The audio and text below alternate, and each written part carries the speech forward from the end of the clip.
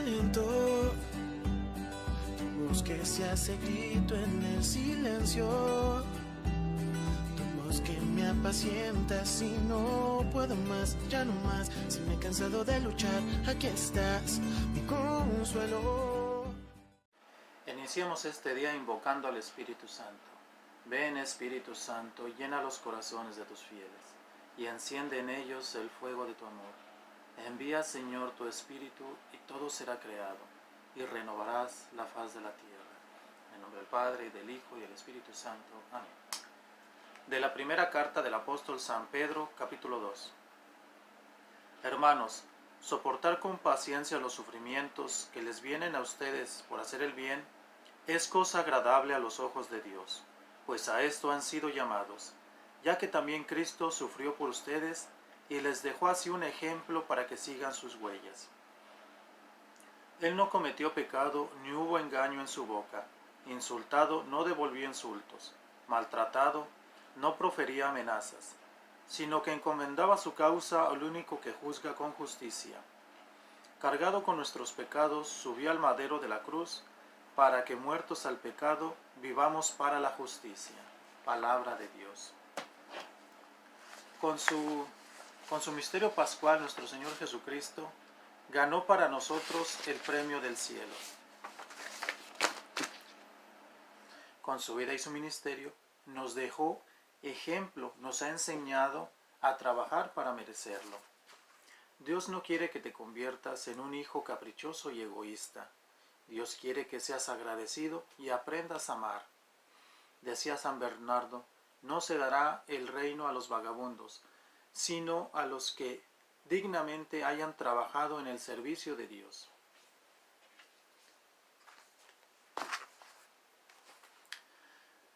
Jesús le hizo ver a Santa Faustina dos caminos y ella lo escribió así. Un día vi dos caminos, un camino ancho, cubierto de arena, flores, lleno de alegría, de música y de otras diversiones.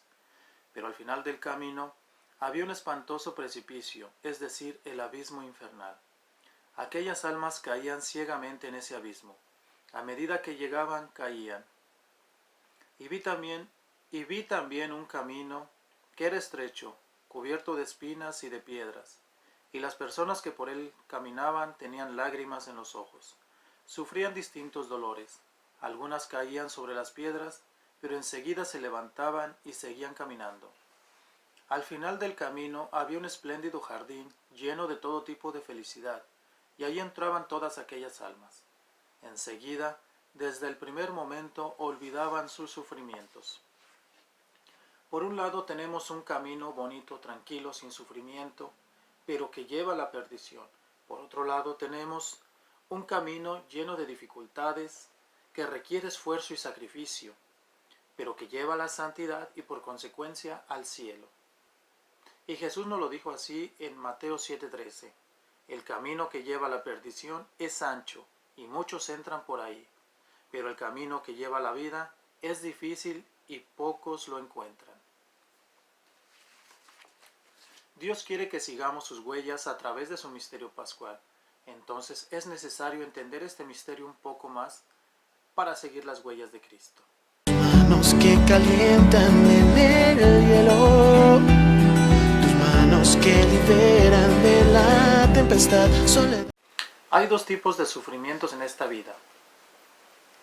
A los que nos llegan de fuera, a los externos, los vamos a llamar involuntarios. Aunque podemos aceptarlos voluntariamente, los llamaremos así por esta ocasión. Estos son tales como enfermedades, pérdida de los bienes, los insultos y humillaciones que recibimos de otras personas, y todo lo que está más allá de nuestro control. Y llamaremos voluntarios aquellos sufrimientos que nosotros mismos podemos imponernos como penitencia. Empecemos por los involuntarios. En principio debemos aceptar cualquier sufrimiento con paciencia y como voluntad de Dios, con la esperanza de ganarnos el cielo. En el huerto de los olivos, la noche de la pasión, Jesucristo oraba de esta manera: Padre, si quieres aparta de mí esta copa, pero no se haga mi voluntad sino la tuya. Jesús acepta los sufrimientos de su cruz como voluntad del Padre, Y a nosotros nos dice, para que sigamos sus huellas, si alguno quiere venir en pos de mí, niéguese a sí mismo, tome su cruz de cada día y sígame. O sea, tome su cruz de cada día, no uno ni dos, sino todos los días de su vida hasta la muerte. Pero la vida del cristiano no toda está llena de cruces, está llena de consuelos de Dios y sufrimientos. En el capítulo 10 de San Mateo, Jesús le decía a los apóstoles que su vida iba a estar llena de persecuciones y sufrimientos.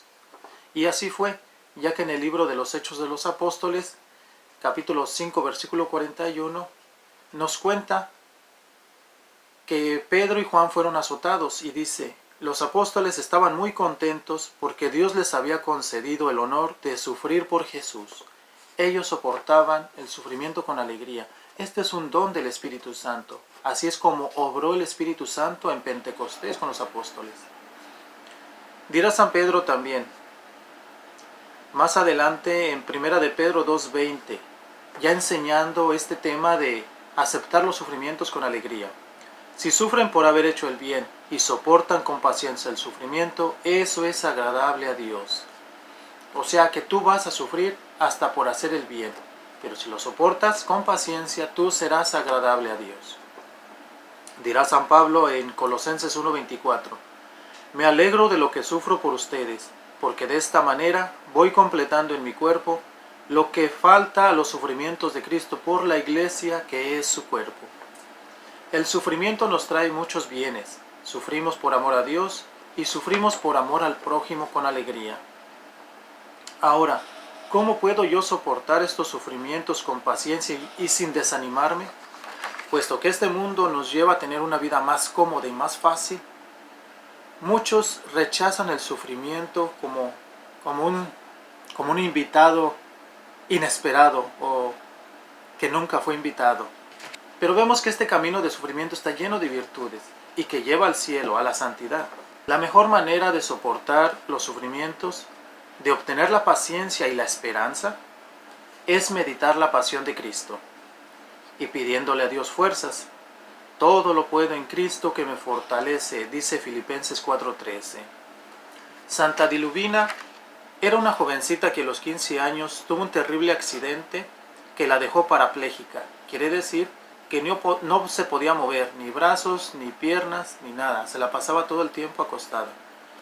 Y sufría más porque siendo tan joven ya no podía hacer las cosas que le gustan a los jóvenes. Por providencia de Dios, vino un santo sacerdote que le puso un crucifijo en la cabecera de su cama, al frente de su cama, y le dijo que meditara la pasión de Cristo. Y haciendo esta meditación, pasó de ser la muchacha más triste a ser la más alegre.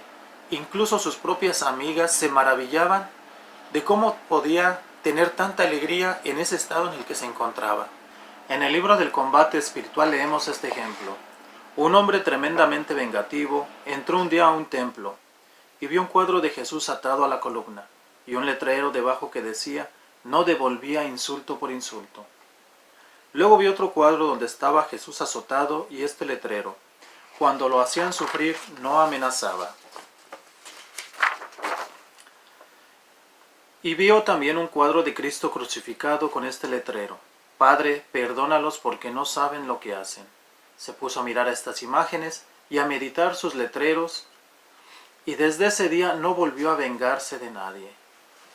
Vemos cómo la meditación de la pasión de Cristo nos trae muchos bienes, nos trae paz, tranquilidad, y nos evita muchos males como vengarnos, como tener rencores, y nos hace agradables a Dios. La segunda clase de sufrimientos son los voluntarios, que son aquellos que nosotros mismos podemos imponernos. Dice Jesús en Mateo 11:12, el reino de los cielos sufre violencia y los violentos lo ganan. ¿Quiénes son esos violentos de los que nos habla en este versículo? La Biblia latinoamericana tiene una nota que dice sobre este versículo, el reino de Dios es algo que se conquista y los más decididos lo conquistan. Los que quieren las cosas sencillas y fáciles se desalentarán pronto. Los violentos son aquellos que dominan su cuerpo, que le hacen violencia a su propio cuerpo. Quiere decir que le niegan todos los gustos que el cuerpo le pide. Y esta determinación la tomó San Pablo. En 1 Corintios 9:27 nos dice: castigo mi cuerpo y lo obligo a obedecerme para no quedar yo mismo descalificado. Dice, obligo a mi cuerpo a obedecerme. Es como cuando suena la alarma y no te quieres levantar. Si tú al primer toque de la alarma te levantas, quiere decir que estás obligando a tu cuerpo a obedecerte. Y eso es hacerse violencia. Estos son los violentos, los que obligan su cuerpo a obedecerlo. Tú vas a hacer lo que yo te diga cuando yo lo diga. Y de esta manera se va fortaleciendo la voluntad. En una ocasión San Juan Bosco le dijo a un joven llamado Domingo Savio: la penitencia que el Señor quiere de ti es la obediencia. Obedece y te basta. De verdad que no me permite ninguna penitencia, respondió Domingo.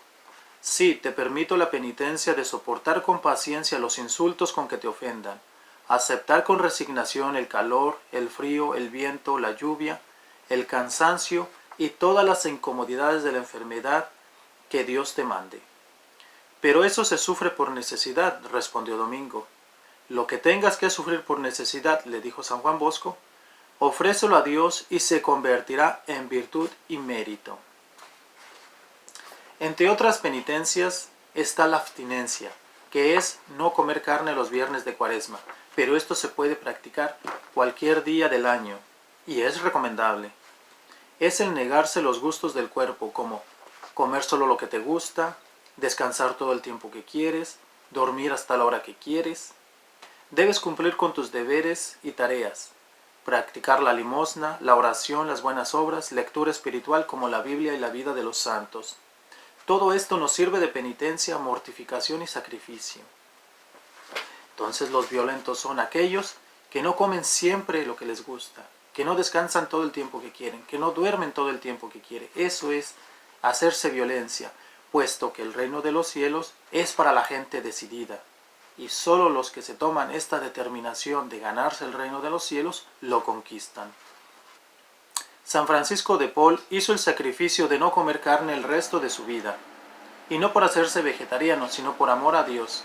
Él hacía este sacrificio y Dios le daba fuerzas para todas las tareas que él encomendaba. Practicando estas penitencias se fortalecerá tu voluntad y con el paso del tiempo te será más fácil practicarlas. Y no solo eso, aprenderás a tomar mejores decisiones, puesto que todos los problemas que te vengan los tomarás con calma, tendrás mucha paz y alegría. Decía Jesús a Santa Faustina en una ocasión: ahora pon la cabeza sobre mi pecho, sobre mi corazón, y de él toma fuerza y fortaleza para todos los sufrimientos, porque no encontrarás alivio ni ayuda ni consuelo en ninguna otra parte. Debes saber que vas a sufrir mucho, pero que esto no te asuste, yo estoy contigo. Hay un solo precio por el cual se compran las almas, y este es el sufrimiento unido a mi sufrimiento en la cruz. El amor puro comprende estas palabras, el amor carnal no las comprenderá nunca. Dios quiere que aprendas a amar. Ahora, ¿cómo podemos unir nuestros sufrimientos a los sufrimientos de Cristo en la cruz? Eso es cosa sencilla y requiere de la oración. Cuando tú vayas a ofrecer un sacrificio a Dios, debes decir: Señor mío Jesucristo, te ofrezco este sacrificio unido a tu cruz en reparación al Sagrado Corazón, por un enfermo, por una necesidad espiritual o material, por la conversión de los pecadores, y de esta manera tú vas ganando méritos para el cielo. Cosas que debemos recordar de los sufrimientos son: soportar con paciencia, recordar que es agradable a Dios, meditar la pasión de Cristo, buscar consuelo y fuerza en Dios y ofrecerlos unidos a la cruz de Cristo. Practicando todo esto, habrá más paz en tu vida y más alegría de la que hayas podido experimentar.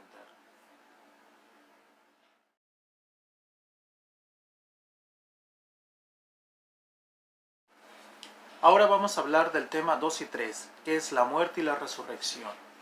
Vamos a ver la muerte con un signo de fe y vamos a ver la resurrección con un signo de esperanza. El credo de Nicea termina diciendo: espero la resurrección de los muertos y la vida del mundo futuro. Amén. La muerte de Jesús nos da esperanza. Aunque podemos preocuparnos de la muerte, nuestra fe en Cristo puede ayudarnos a enfrentarla con menos miedo. Vamos a leer 3 historias de la Biblia sobre cómo el pueblo de Dios tuvo que enfrentar la muerte con fe y esperanza. La primera historia la tenemos en el libro de Daniel capítulo 3. A 3 jóvenes judíos los querían obligar a adorar dioses falsos y una estatua de oro. Pero ellos se negaron y le dijeron al rey: nuestro Dios a quien adoramos puede librarnos de las llamas del horno y de todo el mal que su majestad quiere hacernos, y nos librará. Pero aunque no lo hiciera, sepa bien su majestad que no adoraremos a sus dioses. Esto hizo enojar al rey. Entonces fueron arrojados al horno de fuego. Y viendo el rey que no se quemaban, y que no eran 3 sino 4 los que estaban dentro, se sorprendió mucho, se maravilló, y les dijo: siervos del Dios Altísimo, salgan y vengan aquí. Y Nabucodonosor dijo: bendito sea el Dios de ustedes, que envió su ángel y libró a sus siervos que confiaron en él, los cuales no cumplieron la ley del rey y entregaron sus cuerpos antes que servir y adorar a otro Dios que su Dios. Ellos entregaron sus cuerpos al sufrimiento, estaban dispuestos a sufrir la muerte por amor de Dios. Y algo importante que debemos ver aquí es que ellos decían: Dios tiene el poder de librarnos, pero aunque no nos libre de los sufrimientos, no dejaremos de confiar en Él y no haremos aquello que no está permitido hacer. Entonces, de esta manera, ellos pusieron toda su confianza en Dios y Dios los salvó. Pero ahora vamos a ver la historia del anciano Eleazar, que él sí tuvo que aceptar la muerte dolorosa. Esta historia está en el segundo libro de los Macabeos, capítulo 6, y la vamos a leer del 12 en adelante. Pero voy a empezar en el 18 y voy a dejar el versículo 12 para el final de esta historia. Dice: Eleazar, uno de los principales maestros de la ley, hombre de edad avanzada y de presencia noble, se le quería obligar, abriéndole la boca, a comer carne de cerdo. Pero él prefirió una muerte honrosa, y voluntariamente se dirigió al lugar del suplicio. Se portó como deben portarse los que firmemente rechazan lo que no está permitido comer, ni aun por amor a su propia vida. Los que le querían obligar a comer la carne de puerco, viendo que se negaba, que querían hacer un trato con él. Le dijeron: mira, te vamos a traer carne que sí puedas comer. Entonces finges que te comes la carne de cerdo, dice, y por la amistad que te tenemos, pues te vamos a dejar en paz. Pero Eleazar tomó una decisión honrosa y digna de su edad. Y dijo: quítenme la vida de una vez. A mi edad no es digno fingir. No quiero que los jóvenes vayan a creer que yo, Eleazar, a los 90 años abracé una religión extranjera, y que a causa de mi hipocresía y por mi culpa ellos caigan en el error. Eleazar está preocupado por el ejemplo que va a dejar. Y algo más importante que le causa mayor preocupación. Dice: además, aunque ahora evitar el castigo de los hombres, ni vivo ni muerto podría escapar de las manos del Todopoderoso. Eleazar tenía 90 años, ¿cuánto más podría vivir?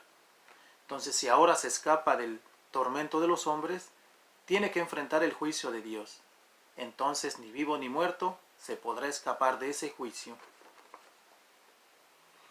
Sigue diciendo: por lo tanto abandono esta vida con valor, para mostrarme digno de mi ancianidad, y dejo a los jóvenes un noble ejemplo, dispuesto a morir valientemente por nuestras santas leyes. Al escuchar estas palabras, aquellos hombres pensaron que él estaba loco, y lo mataron a golpes. Dice: pero Eleazar, ya a punto de morir a causa de los golpes, dijo, suspirando: el Señor lo conoce todo. Él sabe que pude haberme escapado de la muerte. Sufro en mi cuerpo terribles dolores a causa de los azotes, pero sabe también que en mi interior sufro con alegría, por la reverencia y el amor que le tengo. Y de esta manera murió Eleazar, dejando con su muerte no solo a los jóvenes, sino a toda la nación un ejemplo de valentía y virtud. ¿Cuántas personas conoces que quieran dejar un buen ejemplo a los jóvenes?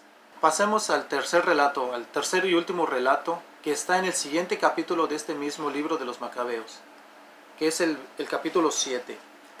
habla de la muerte de 7 jóvenes y su madre, que también enfrentaron la tortura de aquellos verdugos. Solo voy a hablar de las frases más impactantes de algunos de ellos, no de todos.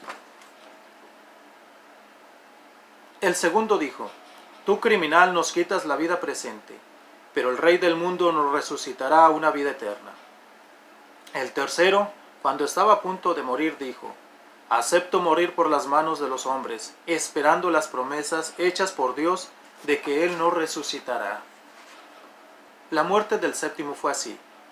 Entonces el rey mandó a la madre a que aconsejara al joven de que salvara su vida. Y tanto le insistieron que ella por fin aceptó hablar con su hijo.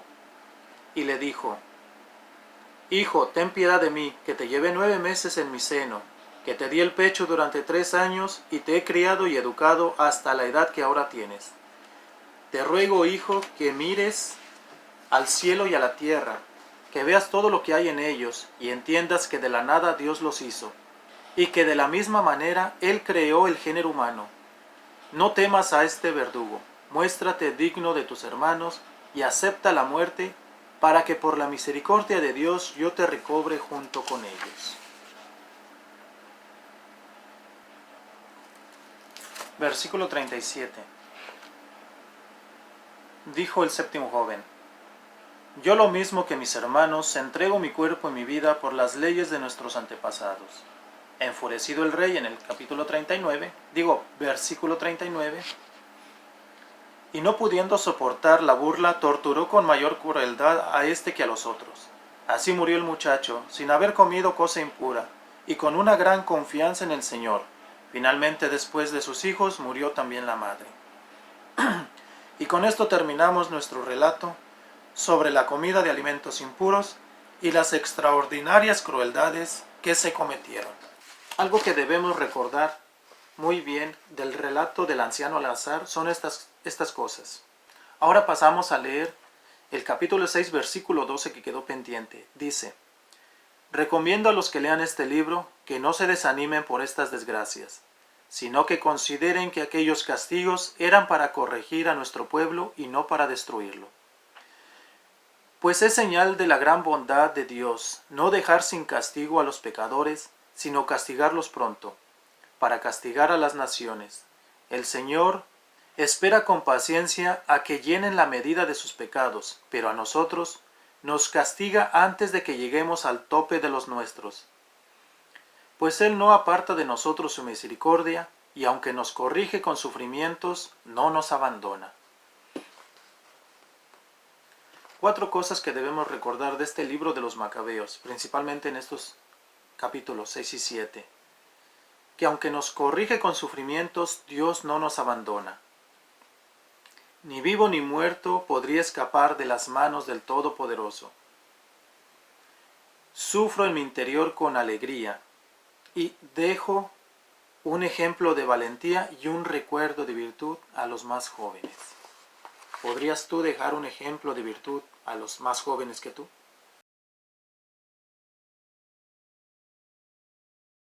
Tema 4. La ascensión. La ascensión es cuando Jesús subió al cielo. Aquí solo voy a hablar de los que suben al cielo después de la muerte. Dice Santiago 2:17, la fe sin obras está muerta. Dios quiere que nos ganemos el cielo llevando una vida de oración, santidad y buenas obras. Después de la muerte dirá el rey a los de su derecha: vengan benditos de mi Padre, hereden el reino preparado para ustedes desde la fundación del mundo, porque tuve hambre y me dieron de comer, tuve sed y me dieron de beber, fui extranjero y me recibieron, estaba desnudo y me vistieron, enfermo y me visitaron, en la cárcel y vinieron a mí. Entonces los justos le responderán diciendo: Señor, ¿cuándo te vimos hambriento y te dimos de comer, o sediento y te dimos de beber? ¿O cuándo te vimos como extranjero y te recibimos, o desnudo y te vestimos? ¿Cuándo te vimos enfermo o en la cárcel y vinimos a ti? El rey le responderá: en verdad les digo que en cuanto lo hicieron a uno de estos hermanos míos, aun a los más pequeños, a mí me lo hicieron. Entonces dirá también a los de su izquierda: apártense de mí, malditos, al fuego eterno que ha sido preparado para el diablo y sus ángeles. porque tuve hambre y ustedes no me dieron de comer, tuve sed y no me dieron de beber. Estos irán al castigo eterno, pero los justos a la vida eterna. Ayudar a los más necesitados es lo que más nos ayuda a nosotros ser agradables a Dios. En el mundo moderno hay dos frases muy peligrosas. Yo creo a Dios a mi manera, yo no robo, yo no mato. O sea, no hago nada. Entonces Dios no es a la manera de nadie, Dios es a la manera de Dios. Tú tienes que hacerte a la manera de Dios, porque el propósito es ser santo, no solo bueno, sino santo. Cuenta San Agustín que en Roma había una joven muy famosa por su belleza y por ser amiga de andar en bailes y banquetes. Una noche que iba a una fiesta, le contaron que había un predicador hablando en el templo y por pura curiosidad fue a escucharlo. El santo sacerdote estaba predicando sobre el capítulo 21 del Apocalipsis acerca de cómo será el paraíso, la Jerusalén celestial, a donde iremos todos los amigos de Cristo. Y decía, no habrá allí ni lágrimas ni llantos, toda está hecha de esmeraldas, diamantes y piedras preciosas.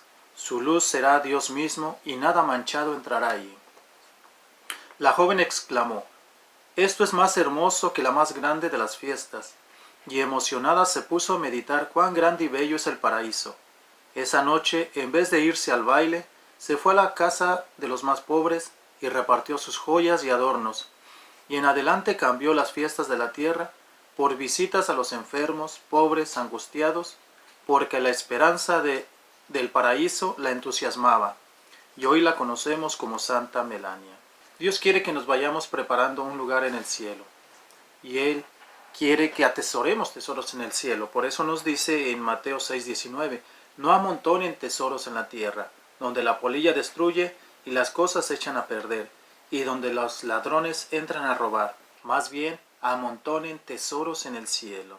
Empecemos nosotros también a atesorar tesoros en el cielo con nuestras buenas obras, poniendo nuestra fe y esperanza en Dios, meditando la pasión de Cristo y meditando el paraíso a donde iremos a estar con Dios en algún día. Espíritu de Dios, Espíritu